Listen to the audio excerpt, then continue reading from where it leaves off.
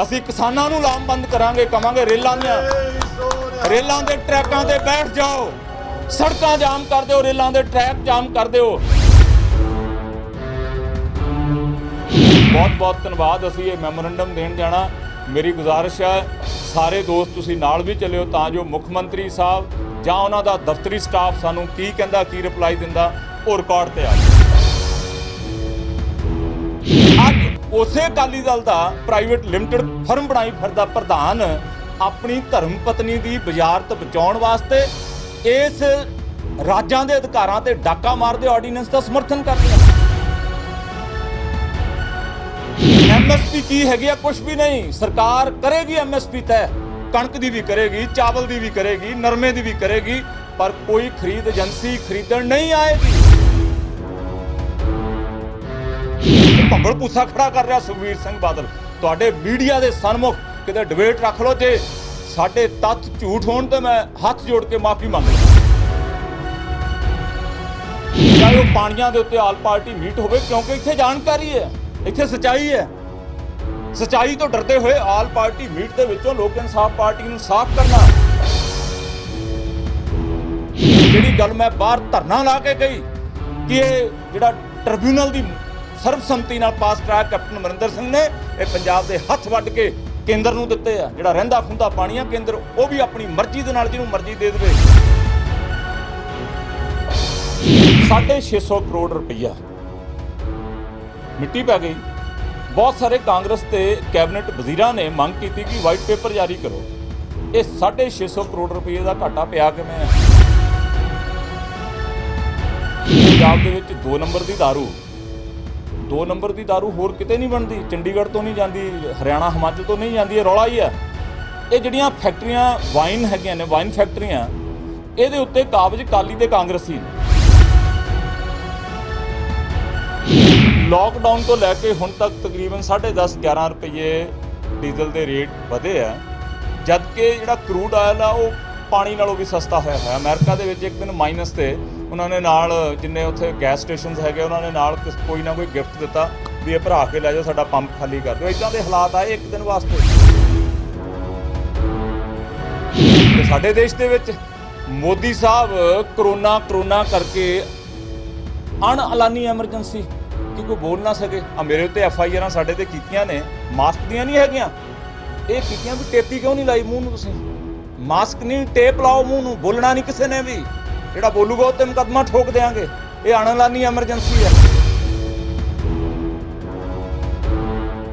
लोक इंसाफ पार्टी वालों खेती सुधार ऑर्डीनेंस जिहड़ा पंजाबियां दा डैथ वारंट कवांगा, मौत दे वारंट समान काला कानून, ਉਹਦਾ ਵਿਰੋਧ ਕਰਨ ਹਿੱਤ ਸੋਮਵਾਰ ਤੋਂ ਅੱਜ ਸ਼ੁੱਕਰਵਾਰ ਹੋ ਗਿਆ ਸਾਈਕਲ ਰੋਸ ਯਾਤਰਾ ਦਰਬਾਰ ਸਾਹਿਬ ਮੱਥਾ ਟੇਕਣ ਤੋਂ ਬਾਅਦ ਅਕਾਲ ਤਖਤ ਸਾਹਿਬ ਤੇ ਅਰਦਾਸ ਬੇਨਤੀ ਤੇ ਜਲਿਆਂਵਾਲਾ ਬਾਗ ਨਤਮਸਤਕ ਹੋ ਕੇ ਤੁਰੇ ਸੀਗੇ। ਤਕਰੀਬਨ 280-85 ਕਿਲੋਮੀਟਰ ਦਾ ਸਫ਼ਰ। ਪਹਿਲਾ ਪੜਾਅ ਰਾਤ ਨੂੰ ਤੰਬੂਆਂ ਦੇ ਵਿੱਚ ਬਿਆਸ, ਦੂਸਰਾ ਪੜਾਅ ਤੰਬੂਆਂ ਦੇ ਵਿੱਚ ਜਲੰਧਰ, ਤੀਸਰਾ ਪੜਾਅ ਸ਼ਹੀਦ ਆਜ਼ਮ ਸਰਦਾਰ ਭਗਤ ਸਿੰਘ ਦੇ ਜੱਦੀ ਪਿੰਡ ਖੜਕੜ ਕਲਾਂ, ਚੌਥਾ ਪੜਾਅ ਰੋਪੜ। ਤੇ ਅੱਜ 5ਵੇਂ ਦਿਨ ਮੁੱਖ ਮੰਤਰੀ ਸਾਹਿਬ ਨੂੰ ਇੱਕ ਮੰਗ ਪੱਤਰ, ਇਸ ਮੰਗ ਪੱਤਰ ਦੇ ਵਿੱਚ ਲਿਖਿਆ ਕਿ ਤੁਰੰਤ ਵਿਧਾਨ ਸਭਾ ਦਾ ਹੰਗਾਮੀ ਸੈਸ਼ਨ ਕਾਲ ਕਰਕੇ ਇਸ ਕਾਲੇ ਕਾਨੂੰਨ ਨੂੰ, ਇਸ ਆਰਡੀਨੈਂਸ ਨੂੰ ਰੱਦ ਕਰੋ।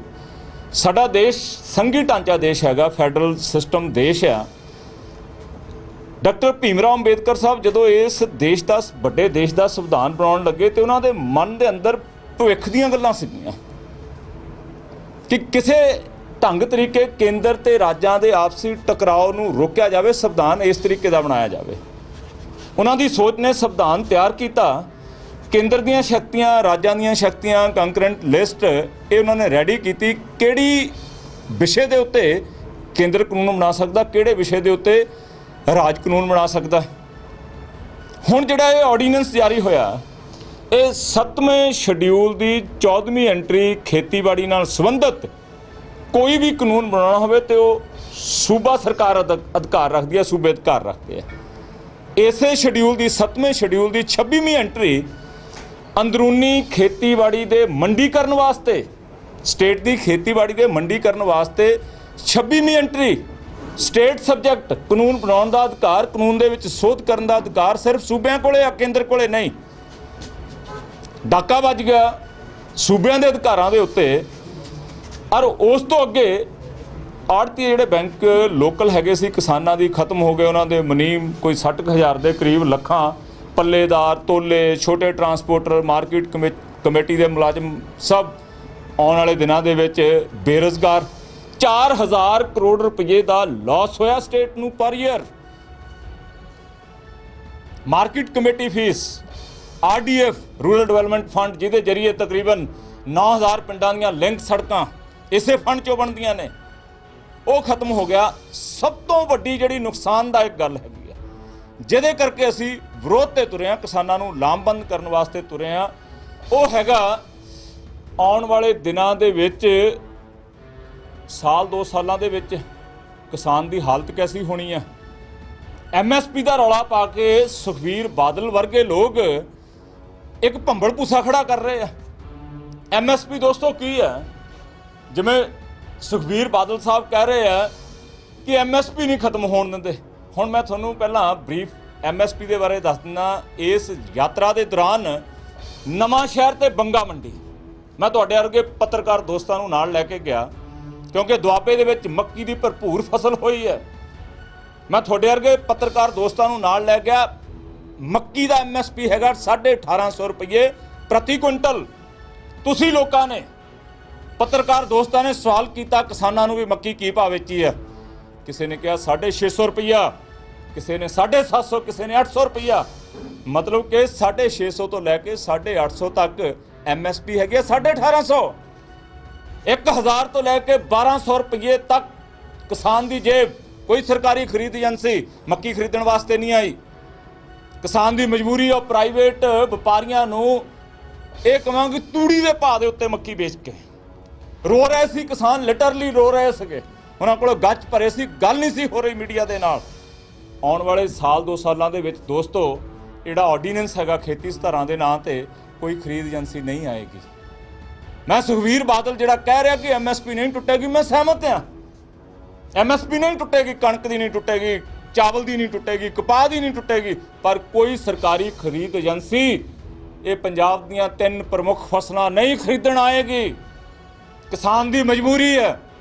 ਅਡਾਨੀ ਵਰਗੇ ਕਾਰਪੋਰੇਟ ਜਿਨ੍ਹਾਂ ਨੇ ਡਗਰੂ ਦੇ ਵਿੱਚ, ਫਿਰੋਜ਼ਪੁਰ ਜ਼ਿਲ੍ਹੇ ਦਾ ਪਿੰਡ ਡਗਰੂ, 2500 ਏਕੜ ਦੇ ਵਿੱਚ ਮਕੈਨੀਕਲ ਖਰੀਦ ਕੇਂਦਰ ਸਥਾਪਿਤ ਕੀਤਾ, ਰੇਲਵੇ ਲਾਈਨ ਜਾਂਦੀ ਅੰਦਰ ਤੱਕ, ਉਹ ਤਿਆਰ ਬੈਠਿਆ ਕਿਸਾਨ ਨੂੰ ਲੁੱਟਣ ਵਾਸਤੇ। ਉਹ ਅੱਧੇ ਪੌਣੇ ਭਾਅ ਦੇ ਉੱਤੇ ਕਣਕ ਤੇ ਚਾਵਲ ਤੇ ਨਰਮਾ ਕਪਾਹ ਖਰੀਦਣਗੇ। 2-2 3-3 ਸਾਲ ਨਹੀਂ ਪੈਸੇ ਦੇਣਗੇ। ਜਿਹੜੇ ਲੋਕ ਕਹਿੰਦੇ ਆ ਕਿ ਪੈਸੇ ਦੇਣਗੇ, ਕਾਰਪੋਰੇਟ ਦੇਣਗੇ ਸਮੇਂ ਸਿਰ, ਮੈਂ ਉਹਨਾਂ ਨੂੰ ਚੈਲੰਜ ਕਰਦਾ ਕਿ ਗੰਨਾ ਮਿਲ ਮਾਲਕ ਬਨਾਮ ਅਡਾਨੀ, ਜ਼ਮੀਨ ਅਸਮਾਨ ਦਾ ਫਰਕ ਹੈ। ਛੋਟੀਆਂ ਮੱਛੀਆਂ ਇਹਨਾਂ ਦੇ ਕੋਲੇ ਕਿਸਾਨਾਂ ਦੀ ਪੇਮੈਂਟ ਕਰਾ ਕੇ ਦਿਖਾ ਦਿਓ। 2-2 3-3 ਸਾਲ ਤੋਂ ਲਟਕ ਰਹੀ ਆ ਪੇਮੈਂਟ। ਕਾਰਪੋਰੇਟ ਅਡਾਨੀ ਵਰਗਿਆਂ ਤੋਂ ਪੇਮੈਂਟ ਸੁਪਨਾ ਲੈਣਾ ਵੀ ਸਰਕਾਰਾਂ ਦੇ ਵੱਸ ਦੀ ਗੱਲ ਨਹੀਂ। ਹੋਣਾ ਕੀ ਹੈ, ਪੰਜਾਬ ਦਾ ਛੋਟਾ ਤੇ ਮੱਧ ਵਰਗੀ ਕਿਸਾਨ ਜਿਹੜਾ 75 ਤੋਂ 80% ਹੈ, ਉਹਦੀ ਜ਼ਮੀਨ ਬੈਂਕਾਂ ਦੇ ਕੋਲੇ ਗਿਰਵੀ ਪਈ ਹੈ। ਜਦੋਂ 2-3 ਸਾਲ ਮੁੱਖ ਫਸਲ ਦੇ ਪੈਸੇ ਨਾ ਮਿਲੇ ਤੇ ਫਿਰ ਬੈਂਕਾਂ ਨੇ ਆਉਣਾ ਕੁਰਕੀਆਂ ਕਰਨ ਵਾਸਤੇ। ਤੇ ਗਾਂਠ ਸਾਂਠ ਹੈਗੀ ਆ ਕਾਰਪੋਰੇਟ ਦੀ ਬੈਂਕਾਂ ਦੇ ਨਾਲ, ਅਡਾਨੀ ਵਰਗਿਆਂ ਦੀ ਗਾਂਠ ਸਾਂਠ ਹੈਗੀ ਆ ਬੈਂਕਾਂ ਦੇ ਨਾਲ। ਫਿਰ ਕੁਰਕੀਆਂ ਦੇ ਜ਼ਰੀਏ ਕੌਡੀਆਂ ਦੇ ਭਾਅ, ਛੋਟੇ ਤੇ ਮੱਧ ਵਰਗੀ ਜਿਹੜੇ 80% ਪੰਜਾਬ ਦੇ ਵਿੱਚ ਕਿਸਾਨ ਉਹਨਾਂ ਦੀ ਜ਼ਮੀਨ ਖਰੀਦੀ ਜਾਏਗੀ। ਤੇ ਫਿਰ ਪੰਜਾਬ ਦਾ ਇਹ ਕਿਸਾਨ ਅਡਾਨੀਆਂ ਦਾ ਖੇਤ ਮਜ਼ਦੂਰ ਬਣੇਗਾ। ਤੇ ਜ਼ਿਆਦਾ ਸਮਾਂ ਨਹੀਂ ਲੱਗਣਾ, ਇਹ 8-10 ਸਾਲ ਦੀ ਖੇਡ ਹੈਗੀ ਆ ਸਾਰੀ।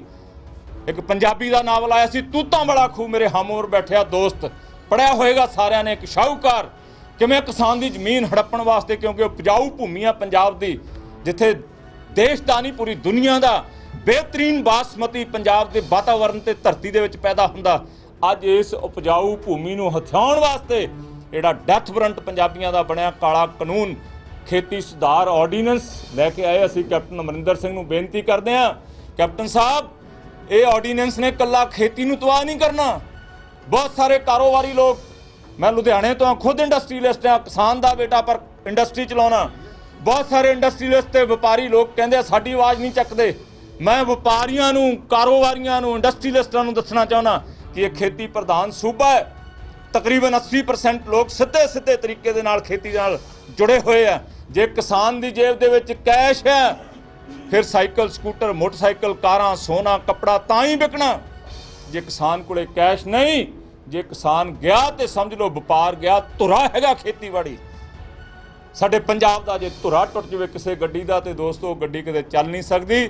ਇਸ ਕਰਕੇ ਅਸੀਂ ਇਸ ਕਾਲੇ ਕਾਨੂੰਨ ਦੇ ਬਰਖਲਾਫ, ਖੇਤੀ ਸੁਧਾਰ ਆਰਡੀਨੈਂਸ ਦੇ ਬਰਖਲਾਫ ਕੈਪਟਨ ਅਮਰਿੰਦਰ ਸਿੰਘ ਨੂੰ ਬੇਨਤੀ ਪੱਤਰ ਇੱਕ ਮੈਮੋਰੰਡਮ ਦੇ ਰੂਪ 'ਚ ਦੇਣ ਚੱਲਿਆ ਕਿ ਤੁਰੰਤ ਪੰਜਾਬ ਵਿਧਾਨ ਸਭਾ ਦਾ ਸੈਸ਼ਨ ਕਾਲ ਕਰੋ। ਤੁਸੀਂ ਵਿਰੋਧ ਦੇ ਵਿੱਚ ਨਹੀਂ, ਜਨ ਅੰਦੋਲਨ ਇਹ ਵਿਰੋਧੀ ਪਾਰਟੀਆਂ ਕਰਦੀਆਂ, ਤੁਸੀਂ ਵਿਰੋਧ 'ਚ ਨਹੀਂ, ਤੁਸੀਂ ਸਰਕਾਰ ਦੇ ਵਿੱਚ ਹੋ।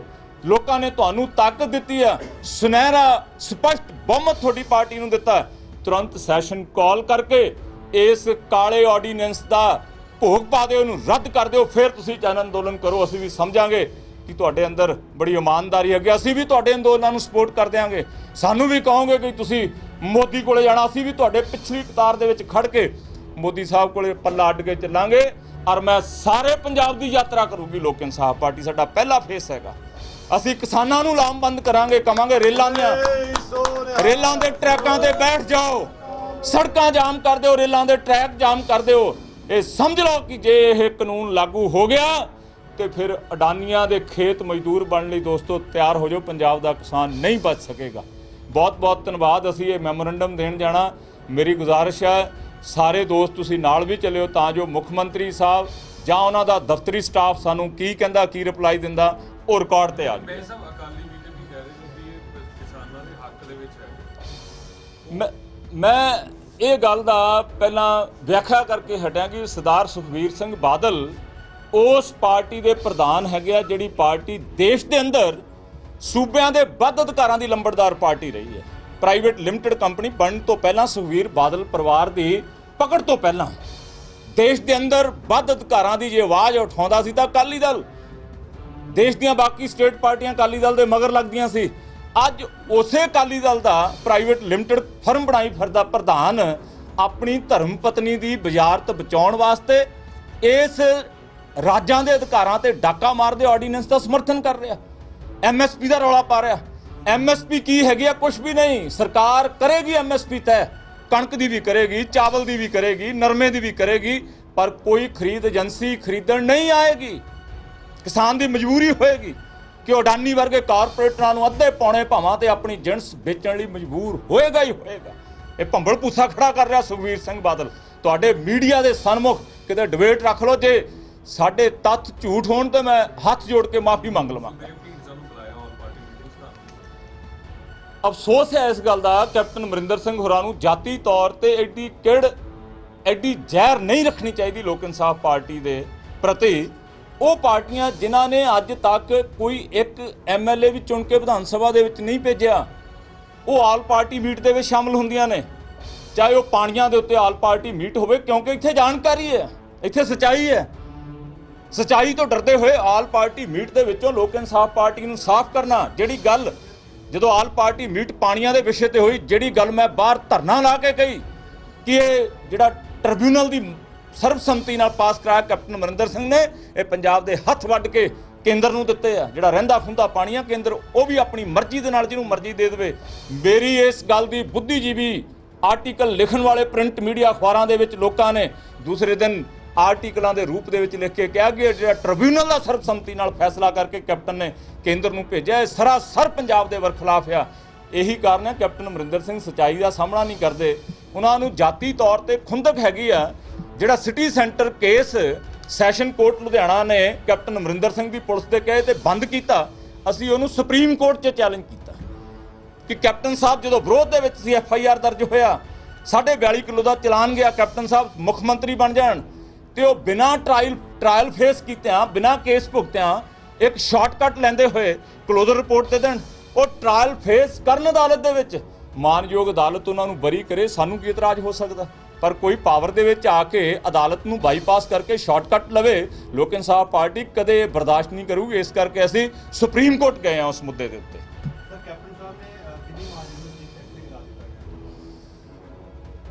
ਕੈਪਟਨ ਅਮਰਿੰਦਰ ਸਿੰਘ, ਕਿਉਂਕਿ ਜਿਹੜਾ ਲਿਕਰ ਮਾਫੀਆ ਇਲਜ਼ਾਮ ਲੱਗੇ ਕਰਨ ਅਵਤਾਰ ਸਿੰਘ ਹੋਰਾਂ ਤੇ 650 ਕਰੋੜ ਰੁਪਈਆ, ਮਿੱਟੀ ਪੈ ਗਈ। ਬਹੁਤ ਸਾਰੇ ਕਾਂਗਰਸ ਤੇ ਕੈਬਨਿਟ ਵਜ਼ੀਰਾਂ ਨੇ ਮੰਗ ਕੀਤੀ ਕਿ ਵਾਈਟ ਪੇਪਰ ਜਾਰੀ ਕਰੋ। ਇਹ 650 ਕਰੋੜ ਰੁਪਏ ਦਾ ਘਾਟਾ ਪਿਆ ਕਿਵੇਂ ਆ? ਉਹ ਘਾਟਾ ਪੈਣ ਦਾ ਸਿੱਧਾ ਕਾਰਨ ਹੈਗਾ ਪੰਜਾਬ ਦੇ ਵਿੱਚ 2 ਨੰਬਰ ਦੀ ਦਾਰੂ। 2 ਨੰਬਰ ਦੀ ਦਾਰੂ ਹੋਰ ਕਿਤੇ ਨਹੀਂ ਬਣਦੀ, ਚੰਡੀਗੜ੍ਹ ਤੋਂ ਨਹੀਂ ਜਾਂਦੀ, ਹਰਿਆਣਾ ਹਿਮਾਚਲ ਤੋਂ ਨਹੀਂ ਜਾਂਦੀ, ਇਹ ਰੌਲਾ ਹੀ ਆ। ਇਹ ਜਿਹੜੀਆਂ ਫੈਕਟਰੀਆਂ ਵਾਈਨ ਹੈਗੀਆਂ ਨੇ, ਵਾਈਨ ਫੈਕਟਰੀਆਂ, ਇਹਦੇ ਉੱਤੇ ਕਾਬਜ਼ ਕਾਲੀ ਤੇ ਕਾਂਗਰਸੀ ਨੇ। ਇੱਕ ਗੱਡੀ ਦਾ ਬਿੱਲ ਕੱਟਦੇ ਆ ਸਵੇਰੇ ਤੇ 99 ਗੱਡੀਆਂ ਬਿਨਾਂ ਐਕਸਾਈਜ਼ ਤੋਂ ਉਸੇ ਬਿੱਲ ਦੇ ਉੱਤੇ ਫਿਰ ਉਹਨੂੰ ਕਹਿੰਦੇ ਆ 2 ਨੰਬਰ ਦੀ ਦਾਰੂ ਹੈਗੀ। ਉਹ ਚੀਫ ਸੈਕਟਰੀ ਜਿਹਦੇ ਉੱਤੇ ਵੱਡੇ ਦੋਸ਼ ਲੱਗੇ, ਅਸੀਂ ਨਹੀਂ ਲਾਏ, ਵਿਰੋਧੀਆਂ ਨੇ ਨਹੀਂ ਲਾਏ, ਕਾਂਗਰਸ ਦੇ ਕੈਬਨਿਟ ਮੰਤਰੀਆਂ ਤੇ ਐਮਐਲਏ ਨੇ ਲਾਏ, ਸੀਨੀਅਰ ਲੀਡਰਾਂ ਨੇ ਲਾਏ, ਉਹਦੇ ਉੱਤੇ ਕੋਈ ਵਾਈਟ ਪੇਪਰ ਨਹੀਂ ਜਾਰੀ ਕੀਤਾ। ਲਿਪਾ ਪੋਚੀ ਕਰਨ ਵਾਸਤੇ ਬਦਲੀ ਕਰਕੇ ਵਿਨੀ ਮਹਾਜਨ ਨੂੰ ਲੈ ਆਂਦਾ ਐਜ਼ ਏ ਚੀਫ ਸੈਕਟਰੀ। ਪਹਿਲਾਂ ਕਰਨ ਅਵਤਾਰ ਦੇ ਉੱਤੇ ਜਿਹੜੇ ਦੋਸ਼ ਲੱਗੇ ਆ, ਉਹਨਾਂ ਦੋਸ਼ਾਂ ਸੰਬੰਧੀ ਜਾਂ ਤਾਂ ਉਹਨਾਂ ਨੂੰ ਕਲੀਨ ਚਿੱਟ ਦੇਣ ਕਰਨ ਅਵਤਾਰ ਨੂੰ, ਜਾਂ ਵਾਈਟ ਪੇਪਰ ਜਾਰੀ ਕਰਨ ਵੀ ਸਟੇਟ ਦਾ 650 ਕਰੋੜ ਰੁਪਈਆ ਲਿਕਰ ਮਾਫੀਆ ਨੇ। ਕਿਹੜੇ ਲੋਕ ਸ਼ਾਮਲ ਹੈਗਾ ਲਿਕਰ ਮਾਫੀਆ ਦੇ ਵਿੱਚ, ਇਹਨਾਂ ਨੇ 650 ਕਰੋੜ ਰੁਪਈਆ ਡਕਾਰ ਕੀਤਾ।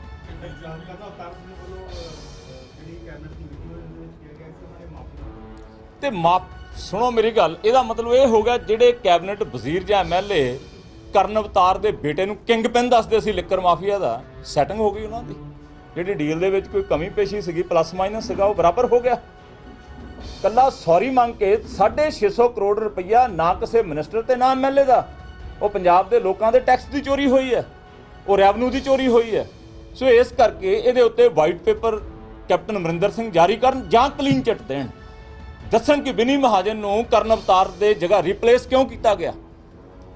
ਕਾਰਨ ਤਾਂ ਕੋਈ ਹੋਏਗਾ ਨਾ, ਜਾਂ ਵਾਈਟ ਪੇਪਰ ਜਾਂ ਕਲੀਨ ਚਿੱਟ। ਕੈਪਟਨ ਨੇ ਕਿਹਾ ਕਿ ਨਸ਼ੇ ਦੀ ਲੱਤ ਤੋੜਦਾ ਪੰਜਾਬ 'ਚ। ਕੈਪਟਨ ਅਮਰਿੰਦਰ ਸਿੰਘ ਜਿਹੜੇ ਚੰਦ ਹਫ਼ਤਿਆਂ ਦੇ ਵਿੱਚ ਸਹੁੰ ਚੱਕ ਕੇ ਆਏ ਸੀ ਕਿ ਅਸੀਂ ਪੰਜਾਬ ਦੇ ਵਿੱਚੋਂ ਚਿੱਟਾ ਖਤਮ ਕਰ ਦਾਂਗੇ। ਅਫਸੋਸ ਆ ਕਿ ਚਿੱਟਾ ਵੇਚਣ ਵਾਲੇ ਅੱਜ ਖਾਕੀ ਵਰਦੀ ਦੇ ਨਾਲ ਚਿੱਟੀ ਪਗੜੀ ਵਾਲੇ ਵੀ ਸ਼ਾਮਲ ਹੋਏ ਆ। ਪਹਿਲਾਂ ਨੀਲੀ ਪਗੜੀ ਹੁੰਦੀ ਸੀ, ਹੁਣ ਚਿੱਟੀ ਸ਼ਾਮਲ ਹੋ ਗਈ। ਇਹ ਕੈਪਟਨ ਅਮਰਿੰਦਰ ਸਿੰਘ ਜਿਹੜੇ ਬੋਰਡਾਂ ਦੇ ਜ਼ਰੀਏ ਤੇ ਵੀਸੀ ਦੇ ਜ਼ਰੀਏ ਵੀਡੀਓ ਕਾਨਫਰੰਸਿੰਗ ਦੇ ਜ਼ਰੀਏ ਲੋਕਾਂ ਨੂੰ ਭਰਮਾਉਣ ਦਾ ਯਤਨ ਕਰ ਰਹੇ ਆ। ਇੱਕ ਪਾਸੇ ਲਿਖਦੇ ਆ ਮਿਸ਼ਨ ਫਤਿਹ, ਤੇ ਉਸੇ ਮੁੱਖ ਮੰਤਰੀ ਦਾ ਸਿਹਤ ਮੰਤਰੀ ਕਹਿ ਰਿਹਾ ਕਿ ਦੁਬਾਰਾ ਲਾਕਡਾਊਨ ਕਰਨ ਦੀਆਂ ਤਿਆਰੀਆਂ ਨੇ। ਇਹ ਬੜਾ ਫਰਕ ਹੈਗਾ। ਕੈਪਟਨ ਅਮਰਿੰਦਰ ਸਿੰਘ ਨਸ਼ਿਆਂ ਦੇ ਉੱਤੇ ਗੁੰਮਰਾਹਕੁਨ ਬਿਆਨ ਦਿੰਦੇ ਆ, ਜਦ ਕਿ ਪੰਜਾਬ ਦੇ ਅੰਦਰ ਜਿਹੜੀ ਡੈਥ ਰੇਟ ਚਿੱਟੇ ਦੇ ਨਾਲ ਹੈਗੀ ਆ, ਉਹਦੇ 'ਚ ਇਜ਼ਾਫਾ ਹੋਇਆ। ਚਿੱਟਾ ਦਾ ਤੁਸੀਂ ਕਿਸੇ ਪਿੰਡ ਕਿਸੇ ਸ਼ਹਿਰ ਚਲੇ ਜਾਓ, ਇੰਨੀ ਸੌਖੀ ਅਵੇਲੇਬਿਲਟੀ ਹੋਈ ਹੈ। ਇਹ ਖਾਕੀ ਤੇ ਚਿੱਟੀ ਪਗੜੀ ਨੇ ਚਿੱਟਾ ਵੇਚਣ ਵਾਲੇ ਕਾਰੋਬਾਰ ਦੇ ਉੱਤੇ ਕਬਜ਼ਾ ਕੀਤਾ ਹੋਇਆ। ਕਿਹੜੇ ਮੂੰਹ ਨਾਲ ਕਹਿੰਦੇ ਆ ਕਿ ਅਸੀਂ ਪੰਜਾਬ ਦੇ ਵਿੱਚੋਂ ਚਿੱਟਾ ਜਿਹੜਾ ਮੁਕਤ ਕਰ ਦਿੱਤਾ। ਇੱਕ ਐਮਐਲਏ ਜਾ ਕੇ ਲਾਈਵ ਹੋ ਕੇ ਚਿੱਟਾ ਖਰੀਦ ਸਕਦਾ। ਐਮਐਲਏ ਦਾ ਫੇਸ ਜਾਣਿਆ ਪਛਾਣਿਆ ਹੁੰਦਾ। ਜੇ ਇੱਕ ਐਮਐਲਏ ਲਾਈਵ ਹੋ ਕੇ ਚਿੱਟਾ ਖਰੀਦ ਸਕਦਾ, ਤੁਸੀਂ ਸਮਝ ਸਕਦੇ ਹੋ ਕਿ ਚਿੱਟਾ ਗਲੀ ਗਲੀ ਸ਼ਰੇਆਮ ਵਿਕ ਰਿਹਾ।